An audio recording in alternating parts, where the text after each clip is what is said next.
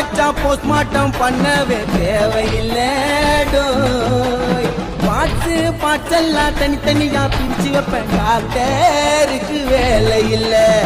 என்ன எவனாச்சும் செட் பண்ணா மறுநாள் செதச்சிடுவேன்